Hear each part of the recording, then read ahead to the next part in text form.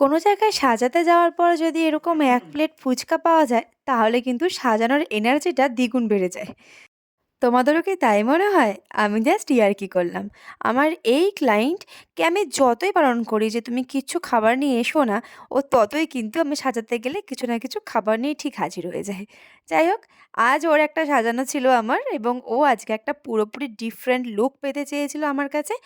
আর সেজন্য আমি ওর সমস্ত জিনিসপত্রগুলো গুছিয়ে নিচ্ছিলাম যে, ও আজকে যে লুকটা আমার কাছে চেয়েছিল যে, আমি সেই লুকটা কিভাবে তৈরি করব।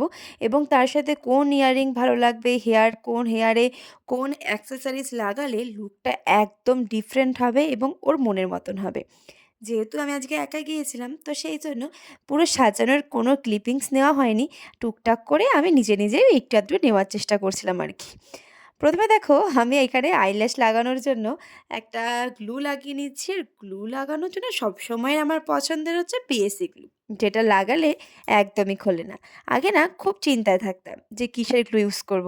এখন আর সেটা একদমই হয় না। পিএসি ২ টো গ্লু আমার খুব ফেভারিট। তো দেখো এখানে আইল্যাশ লাগানো হয়ে গেছে এবং ওর মেকআপটা পুরোপুরি কমপ্লিট হয়ে গেছে। শুধু হেয়ারটা ক্রিম করে রেখেছি। এবার হেয়ারটা কমপ্লিট করব। আজকে ড্রেসের কোনো ঝামেলা ছিল না। বিকজ ওর ড্রেসটা ছিল একদম ইন্দো ওয়েস্টার্ন একটা ডিফারেন্ট ড্রেস। বাট আমার ড্রেসটা ভীষণ ভালো লেগেছিল, ভীষণ পছন্দ হয়েছে। তার সাথে আমার মনে হলো এরকম একটা সিম্পল হেয়ার স্টাইল করলে লুকটা বেশ এনহ্যান্স হবে। দেখো ফাইনাল লুকটা কিন্তু ছিল এইরকম।